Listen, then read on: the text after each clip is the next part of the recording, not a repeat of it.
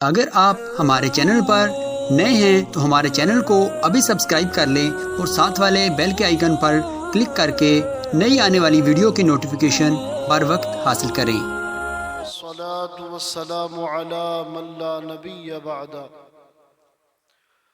قال الله تبارك وتعالى في القرآن المجيد والفرقان الحميد اهدنا الصراط المستقيم صراط الذين أنعمت عليهم صدق الله العلي العظيم وصدق رسوله النبي الأمين المتين المبين الكريم ونحن على ذلك لمن الشاهدين والشاكرين والحمد لله رب العالمين۔ اللہ رب العالمین کا کروڑہا شکر ہے، اس کی نعمت خاص، اس کے فضل عظیم کے صدقے اللہ تبارک و تعالی نے ہمیں اور آپ کو جمعۃ المبارک جیسی نعمت عطا فرمائی۔ یہ مہینہ جو مہینہ اپنے دامن میں کئی فضیلتیں اور کئی شانیں سمیٹے ہوئے ہیں، اس ماہ مقدس کو مسلمان ذی الحج کے نام سے جانتے ہیں۔ اس مہینے کے شروعاتی 12 دن بڑے مقدس اور بڑے مبارک ہیں۔ اس لیے مقدس و مبارک ہے کہ یہ ایام حج بھی کہے جاتے ہیں۔ اس میں جو دنیا سے گئے ہوئے مسلمان کعبۃ اللہ کی طرف جو سفر کرتے ہیں، ان دنوں میں وہ اپنا حج مکمل کرتے ہیں اور حاجی ہونے کے شرف سے مشرف ہوتے ہیں۔ آج بالخصوص 9 ذی الحج ہے۔ پہلے تو میں آپ کے علم میں اضافے کے لیے یہ بتاتا چلوں کہ آج 9 ذی الحج شہادت حضرت مسلم بن عقیل رضی اللہ تعالی عنہ بھی ہے،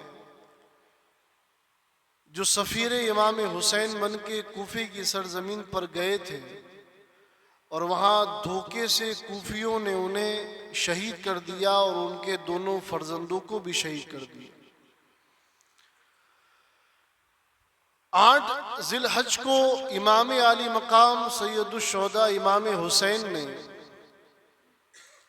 جب لوگ مکۃ المکرمہ کی طرف سفر کر رہے تھے، تب امام عالی مقام نے اپنے حج کو عمرہ میں تبدیل فرمایا اور کربلا کی جانب سفر طے فرمایا۔ اور ان 3 دنوں کی خصوصیت 8، 9، 10 ذی الحج، حضرت ابراہیم علیہ السلام کو ایک خواب آیا 8 ذی الحج کو، جس میں کہنے والا کہتا ہے کہ اللہ کے حکم سے تم اپنے بچے کو، اپنے بیٹے اسماعیل کو اللہ کی راہ میں قربان کرو۔ 8 ذی الحج کو آپ نے خواب دیکھا، صبح آنکھ کھلی تو آپ اس کشمکش میں تھے، سوچ وچار میں تھے کہ یہ خواب رحمان کی طرف سے ہے یا شیطان کی طرف سے۔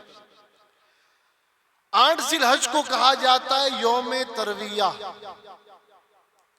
9 ذی الحج کو پھر حضرت ابراہیم علیہ السلام نے، خلیل اللہ نے یہی خواب دیکھا۔ کہنے والا خواب میں کہتا ہے، اے ابراہیم، اللہ کے حکم سے اپنے پیارے بیٹے اسماعیل کو اللہ کی راہ میں قربان کرو۔ جب حضرت ابراہیم صبح کو اٹھے تو آپ نے یہ سمجھ لیا کہ یہ خواب شیطان کی طرف سے نہیں، یہ خواب رحمان کی طرف سے۔ اس لیے جو آج 9 ذی الحج ہے، اس دن کو کہا جاتا ہے یوم عرفہ۔ 10 ذی الحج کو جب آپ پھر سوئے تو ندا دینے والے نے پھر ندا دی کہ اے ابراہیم، اللہ تجھ سے تیرے عزیز فرزند اسماعیل کی قربانی چاہتا ہے۔ تو جب حضرت ابراہیم اپنے فرزند کو لے کر، ہاتھ میں چھری لے کر ذبحگاہ کی طرف گئے، اس دن کو کہا جاتا ہے یوم نحر، یعنی قربانی کا دن۔ اور 9 ذی الحج سے لگا کر 13 ذی الحج کو ایام تشریق بھی کہا جاتا ہے، جس میں آج کی فجر کی نماز سے لگا کر 13 کی عصر کی نماز تک عالم اسلام میں جہاں کہیں پر بھی کلمہ پڑھنے والے رہتے ہیں، وہ ہر فرض نماز کے بعد کم سے کم 1 مرتبہ اور زیادہ سے زیادہ 3 مرتبہ یہ پڑھیں گے۔ مل کر پڑھ لیتے ہیں، اللہ اکبر اللہ اکبر، لا الہ الا اللہ، واللہ اکبر اللہ اکبر، وللہ الحمد۔ یہ تسبیح، یہ تشریق، ایام تشریق کے نام سے جانے جاتے ہیں، 9 ذی الحج سے 13 ذی الحج۔ اب آپ سب جانتے ہیں کہ حضرت ابراہیم اور حضرت اسماعیل کا وہ خوبصورت واقعہ جو رہتی دنیا کے باپ کو اور رہتی دنیا تک آنے والے بیٹے کو آداب پدری اور آداب فرزندی سکھاتے ہیں۔ یعنی ایک خواب جو اگر تمہیں یا مجھے آئے تو ہم سوچیں گے کہ یار یہ 100% شیطان کی طرف سے، ایسا ہو سکتا ہے؟ مگر یہ اللہ کا خلیل تھا، یہ اللہ کا خلیل، اللہ کا دوست تھا، یہ جانتا تھا کہ اگر یہ رحمان کی طرف سے ہے تو ابراہیم اپنے بیٹی کو قربان کرنے میں ایک پل بھی نہیں سوچے گا۔ اب حضرت حاجرہ، حضرت اسماعیل، حضرت ابراہیم بیٹھ کر آپس میں یہ مشورہ کرتے ہیں کہ خواب آ رہا ہے، کہنے والا کہتا ہے کہ اللہ کی راہ میں اسماعیل کو قربان کرو، اے فرزند تیرا کیا خیال ہے؟ تو بیٹا یہ نہیں کہہ رہا کہ میرے باپ یہ کیسی بات کر رہا ہے، پاگل ہو گیا ہے معاذ اللہ، دیوانوں والی باتیں کر رہا ہے، اتنی امید سے تم نے اللہ سے مجھے حاصل کیا، اللہ نے تمہارے گھر مجھے پیدا کیا، اے ابراہیم، اے میرے باپ، اسی دن کے لیے؟ یہ جواب نہیں تھا۔ ابراہیم کی بات سن کر حضرت اسماعیل کہتے ہیں، اے والد، اگر اللہ کا ارادہ ہے تو آپ آگے بڑھے، آپ کا بیٹا آپ کے سامنے اپنی گردن کو جھکائے کھڑا ہے۔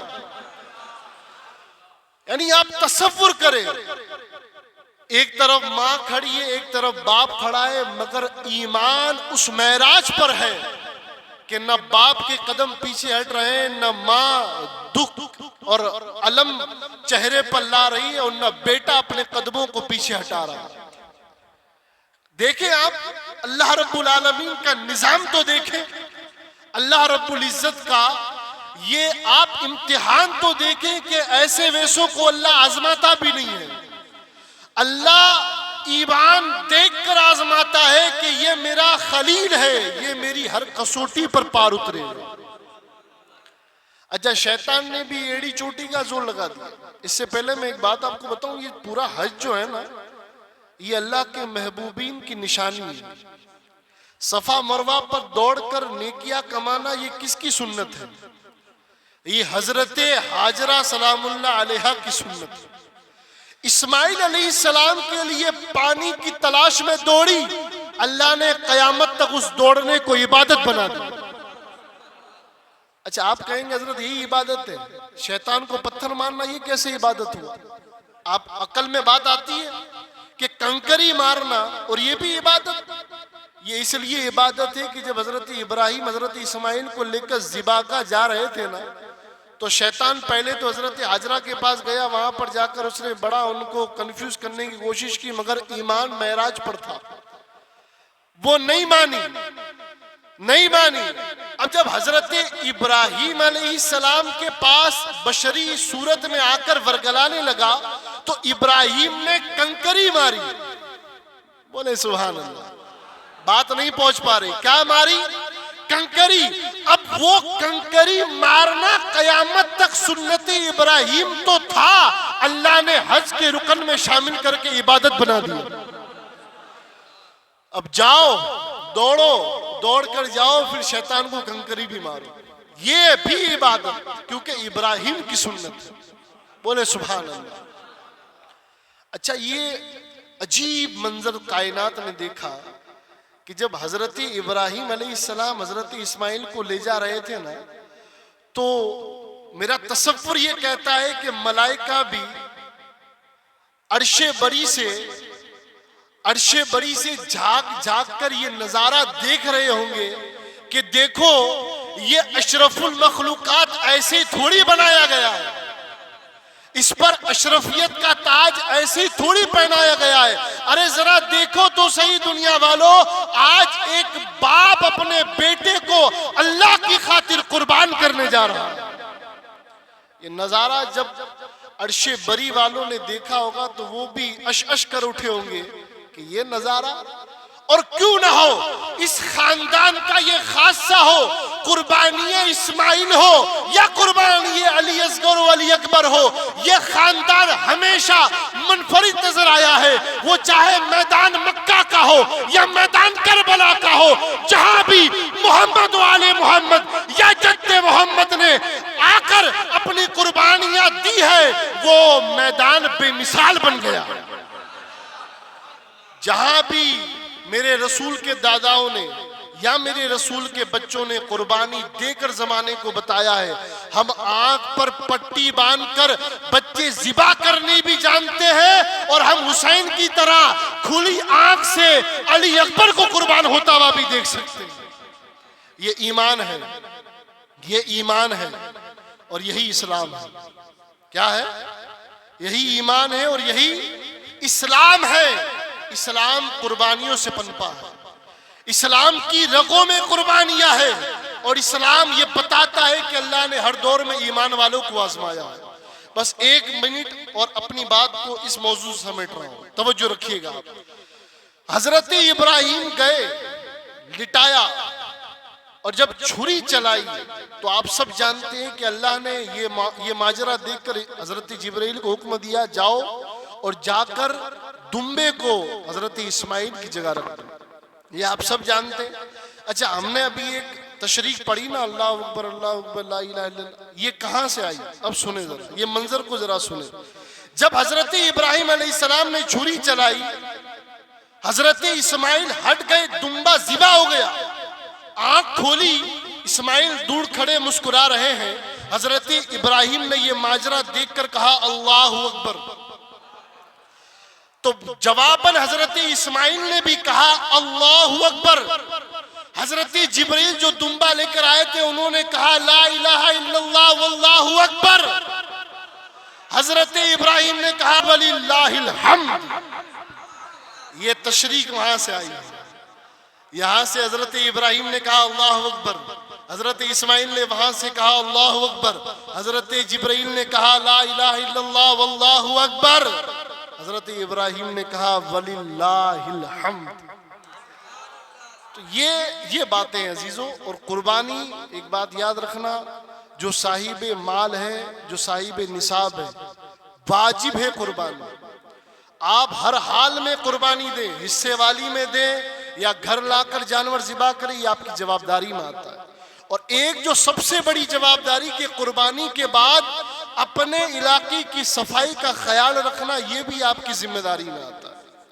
کوئی بھی غیر قانونی کام نہ ہو، کوئی بھی ایسا بد امنی کا کام آپ سے نہ ہو جس سے آپ کو تکلیف پہنچے اور آپ کی وجہ سے سماج کو تکلیف پہنچے. صفائی کا پورا خیال رکھیں. جو بھی گندگی جو جانور سے نکلتا ہے ویسٹیج اسے دفن کریں, ادھر ادھر نہ پھینکیں. ادھر ادھر پھینکنے سے بعض اوقات جانور ادھر سے ادھر لے جاتے ہیں اور پتہ چلتا ہے کہ یہاں کا جانور کا ویسٹیج کسی اور غیر مسلم سوسائٹی میں جا کر گرا, اور وہاں بھی لوگوں کو ایک طریقے سے نفرت کا ماحول تو ہے ہی, لوگوں کو موقع نہ ملے, اس کا آپ کو خیال رکھنا ہے. عید الاضحیٰ کی جماعت 7:15 بجے انشاءاللہ مرکزی عیدگاہ شریف میں ہوگی. آپ 7 بجے پہنچنے کی کوشش کریں تاکہ 7:15 تک ممکن وقت پر جو طے شدہ وقت ہے اس پر جماعت کھڑی کی جائے. اور ایک ضروری اعلان, ہر سال کی طرح اس سال بھی بزم اصغری کی جانب سے صرف تقسیم والی قربانی کا اہتمام کیا گیا ہے. علماء اہل سنت کی سرپرستی میں, علماء اہل سنت کے اداروں کی سرپرستی میں یہ قربانی انجام دی جاتی ہے. جو بھی احباب ہیں قربانی کے خواہش مند وہ قربانی میں حصہ لیں. فی حصہ 1800 روپے رقم ہے, پورا جانور 12,600 کا ہے. ہم بھروسے پر, اعتماد پر ان اہل سنت اداروں میں اپنی رقم بھجواتے ہیں اور وہ قربانی ادا کرتے ہیں. ضرورت مندوں میں گوشت تقسیم کیا جاتا ہے. جو پورے جانور کی کیپیسٹی نہیں رکھتے انہیں چاہیے کہ حصے والوں میں حصہ لیں تاکہ آپ کی قربانی کا واجب ادا ہو. یہ بہت اہم رکن ہے. اللہ رب العزت کے پیارے حبیب فرماتے ہیں, اللہ تبارک و تعالیٰ کو 10, 11, 12 ذی الحج ان 3 دنوں میں جانور قربان کرنے سے محبوب کوئی عمل نہیں. یہ اللہ کے حبیب کا فرمان ہے. اور ایک بات اور جو سب سے اہم بات ہے, اور وہ بات یہ ہے کہ قربانی یہ صرف جانور کی قربانی نہیں ہے, یہ اپنے نفس کی بھی قربانی ہے. اپنی برائیوں کو, اپنی غلط عادتوں کو ختم کرنے کا بھی ایک جذبہ ہم میں پیدا ہوتا ہے. نفس کو بھی مارا جاتا ہے. پھر پتا چلا صاحب یہاں تو قربانی کر کے ہوتا کیا ہے کہ تھوڑا بہت جو چربی وربی باٹی وہ باٹی, باقی پورا کا پورا بکرا فریج میں. کیوں صاحب؟ حضرت 6 مہینے چلائیں گے. ارے وہ اللہ جو کیڑی کو کڑ اور ہاتھی کو مڑ دینے پر قادر ہے, کیا وہ تجھے رزق نہیں دے گا؟ تو حقیقت میں ہونا کیا چاہیے؟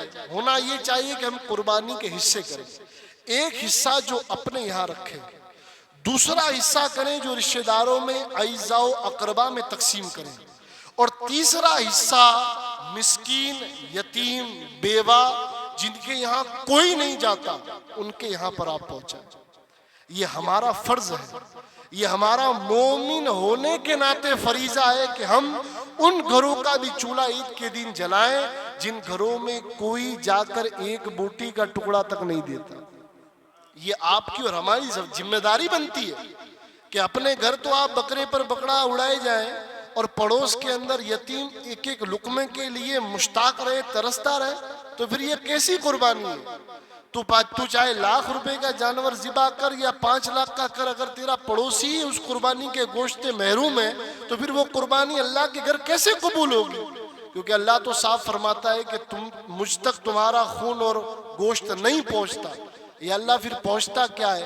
اللہ فرماتے ہیں مجھ تک تمہاری نیت پہنچتی ہے.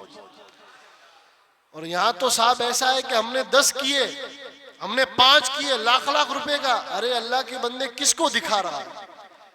بات تو تب بنے کہ جب تیرے گھر سے غریب بھی خوش ہو کر جائے, تیرے دروازے سے امیر بھی پیٹ بھر کر جائے, ہے نا؟ تو 3 حصے کر لیں. کچھ حصہ اپنے گھر رکھیں جو آپ کی ضرورت ہے, کچھ حصہ اپنے رشتہ داروں میں, اعزاء و اقربا میں, ملنے والوں میں, دوست یاروں میں, اور تیسرا جو سب سے اہم ہے ضرورت مندوں میں. کئی گھر ایسے ہیں میں جانتا ہوں کہ جو قربانی نہیں کرتے, استطاعت نہیں ہے, رشتہ داروں کے یہاں سے آ جاتا ہے بنا لیتے ہیں, مگر کچھ گھر ایسے بھی ہیں جن کے یہاں سے کہیں سے نہیں آتا کیونکہ ان کے کوئی تعلق والے ہیں ہی نہیں, ان کے کوئی ملنے والے ہیں ہی نہیں, کہاں سے آئے گا؟ تو آپ ایسے گھروں پر نظر رکھیں, اپنے یا بنا کر دیں, پکا کر دیں تو سب سے اچھا, ورنہ جو آپ کی حسب حیثیت استطاعت ہو اس حساب سے آپ ان کو ضرور پہنچائیں. اللہ تبارک و تعالی ہمیں دینے والوں میں شامل فرمائے. وآخر دعوانا السلام علیکم ورحمۃ اللہ.